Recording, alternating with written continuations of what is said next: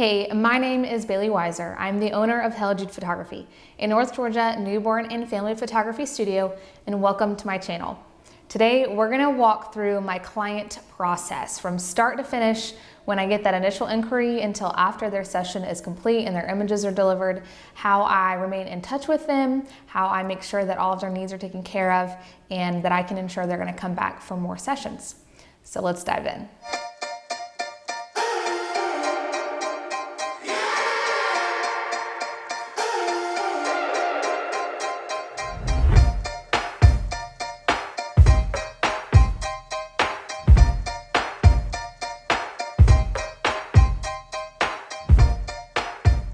So the first step to any of my client interactions is an inquiry. So whether or not they give me a phone call or they fill out an inquiry form on my website or I get a message from them on Instagram, the first thing that I always do is direct them to my email.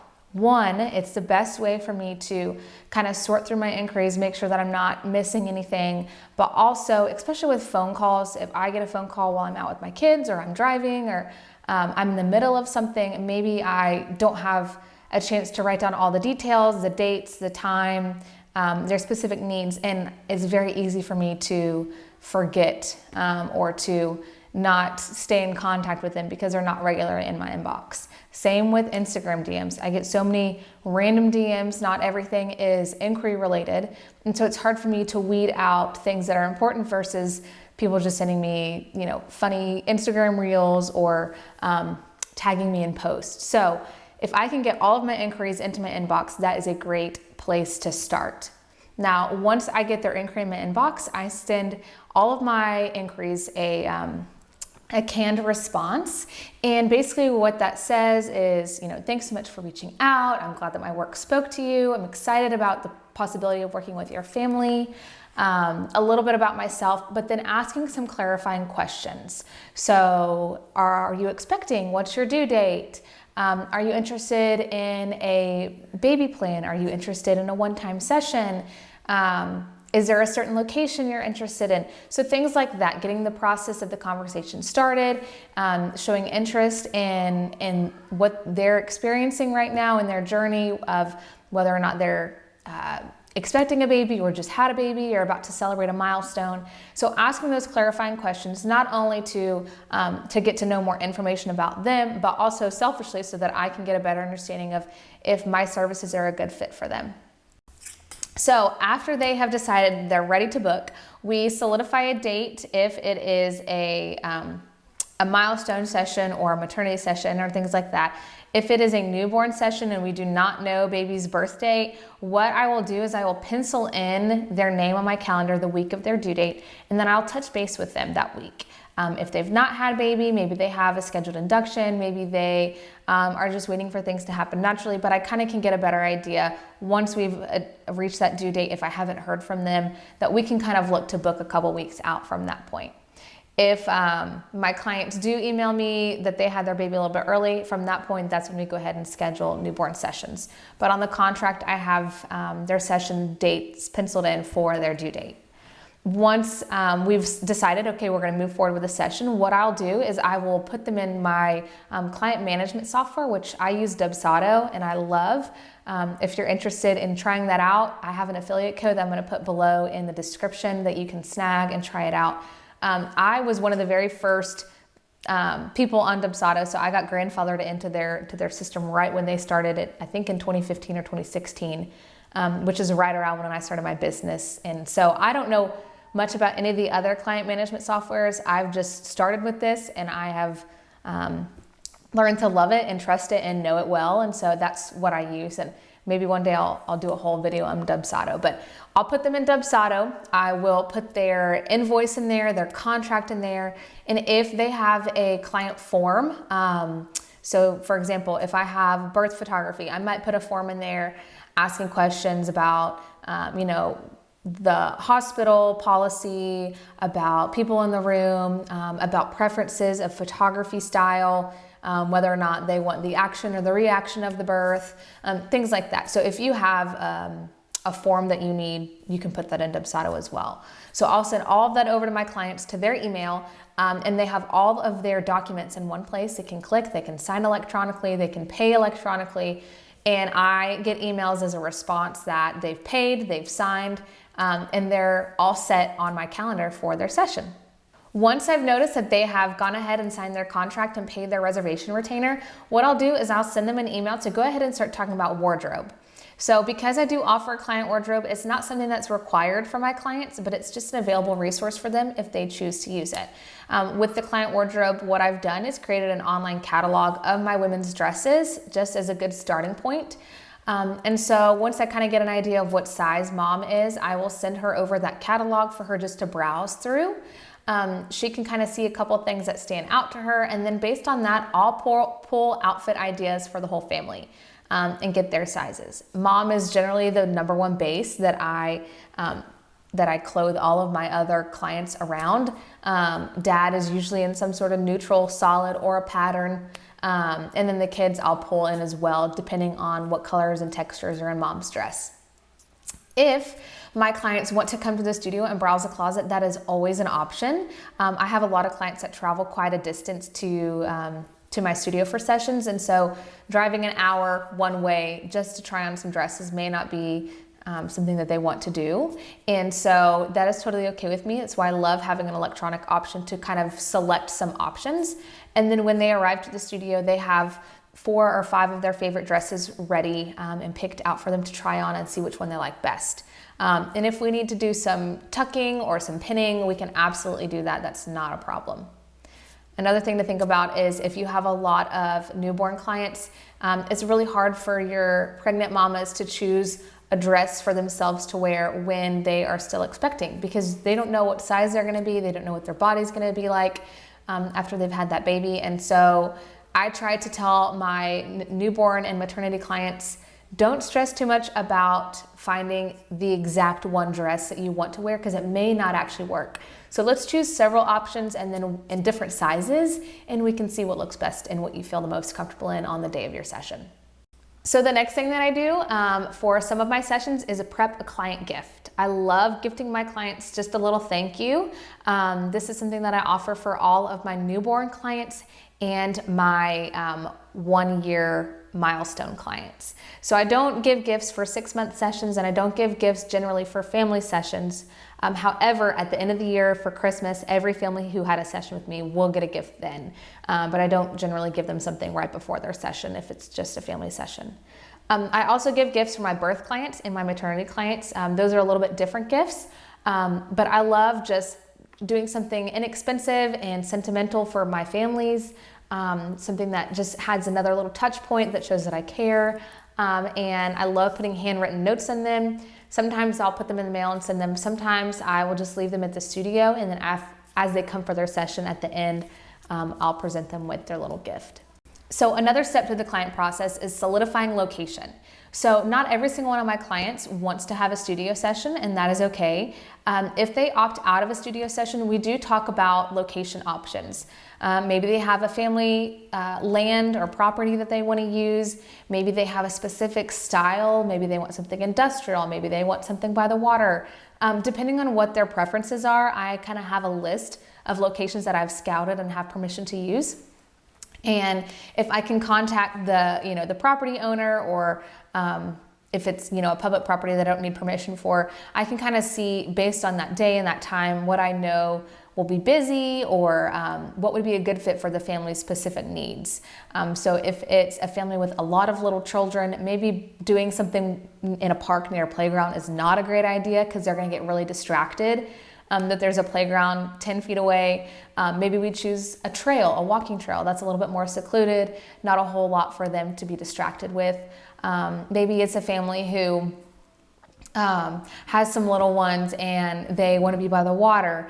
Maybe not having something with a dock is a good idea, but having something more like a beach or a lake setting where the water goes gradually is a little bit better of idea. We don't have to risk little ones falling off of a dock or anything like that. So I kind of think about what my family specific needs are, and then based on that, we can choose a location together and kind of choose Again, if their wardrobe needs to tie in with the colors of the season or the scenery, we can always tweak their wardrobe based off the location they choose.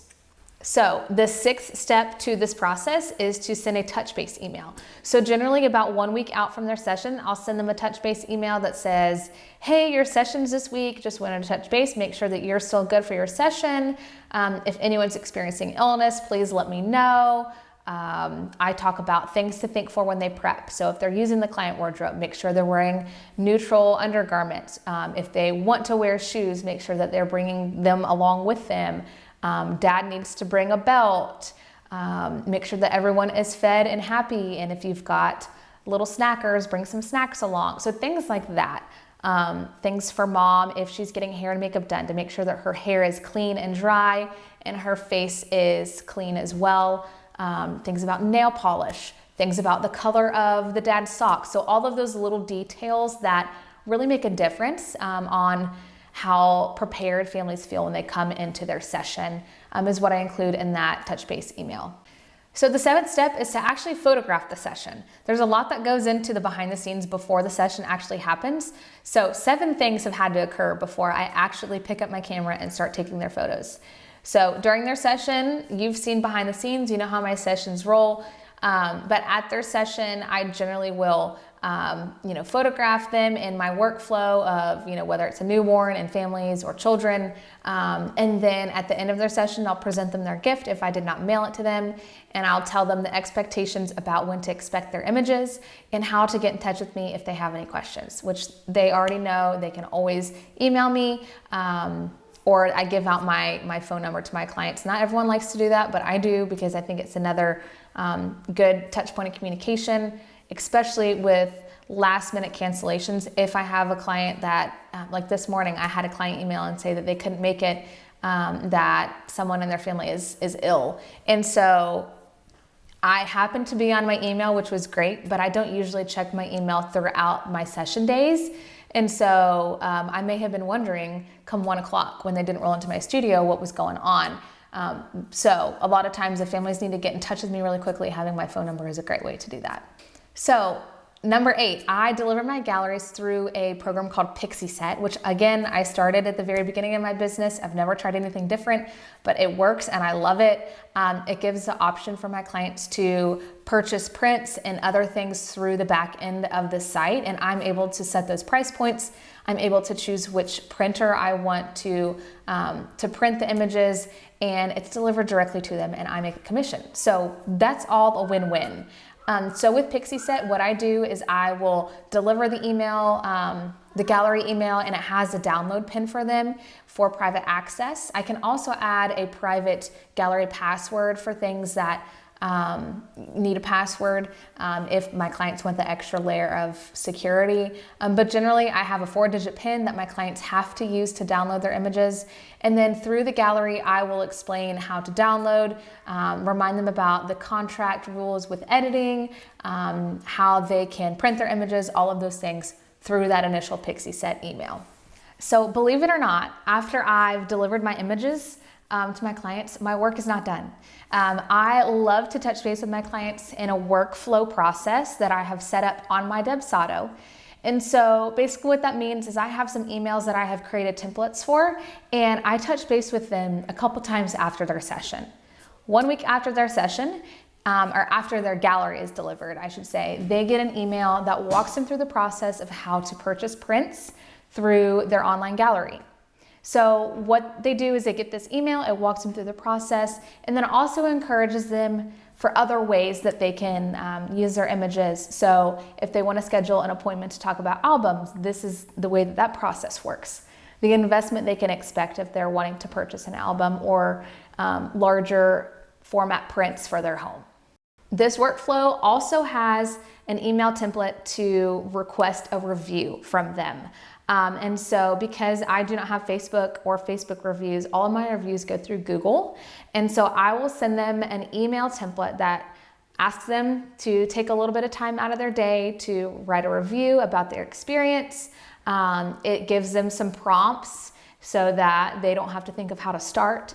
And I really like doing this because I'm not incentivizing my clients to do it. I don't say, if you give me a review, I'll give you 10% off your next session. I just encourage them. If you had a great experience and you want to tell other people about it, reviews are really important in my business. It's the number one way that I get clients to come see me, is by reading good reviews and hearing good reviews. And so really, I don't lose anything by not getting a review, but I gain so much from getting reviews. And so I encourage my clients, if they've had a good experience and they want to tell people about it, how to specifically do that. And generally, I would say about 75 to 80% of my clients will actually write a review, which I think is a pretty statistically high number of reviews for my clients. So depending on their session type, what I might do is set up an email to go out to them to remind them to go ahead and schedule for their upcoming milestone. So say that I've just photographed their newborn session, but they didn't book the baby collection. I might set on my calendar to go ahead and send them an email around that 5-month mark to encourage them to go ahead and book a 6-month session. And then again, around that 11th month mark, to book a birthday session. If it's a family that I know I regularly see around fall time or around springtime, I'll send them an email maybe in the summer encouraging them to book for the upcoming season. So staying on the forefront of their mind. A lot of times families don't think about portraits. They don't realize a milestone's coming up if they're just in the thick of raising their kids. And so by reminding them and touching base with them, not only does it show that I care, but it helps alleviate one of the pain points that they have as a parent, which is to remember to actually do certain things that aren't always in the forefront of their mind. And I will say that generally most of my clients will come back and go ahead and book a next session. So if you're not reaching back out to your clients to ask if they would like more photos, you're missing out on an opportunity for revenue and a point of connection with them. And then lastly, the one thing that I love to do with all of my clients is to stay in touch with them, whether that's following them on social media or having them on my email list, or sending them cards for special occasions if they are approaching an anniversary or a birthday or things like that. I love just to stay in touch with them. I have a lot of returning clients that are near and dear to my heart. They're like family. And so sending them Christmas cards and little Christmas gifts and things like that really make a big impact, I feel like, in my business and the relationship and connection I build with my clients, and then the way that they want to tell their friends about their experience with my studio. And so it all encompasses in one. It seems like a lot of things for one session, but having a workflow is really helpful with creating a seamless process, not allowing balls to be dropped, or forgetting, okay, did I send this email to this person, or have I had that conversation with that person? Have we scheduled this? Have they filled that out? Having a workflow through Dubsado has been really, really helpful for me. So if you heard all that and thought, wow, that's way too much, I would get so lost, know that a lot of the things that I've said in this email are templated, or they're in a workflow process. And so it's a very seamless process for all of my clients, and they know what to expect. They can understand when they get their initial email what the expectations of their session are, and then after their session, their expectations moving forward. So I hope this video was helpful. Thank you so much for watching. If you have any questions about my session workflow or about my client process, feel free to leave a comment down in the comment box. Make sure to check out my affiliate codes in the description as well, and make sure to like and subscribe to this channel, and I will see you next week. Thanks for watching.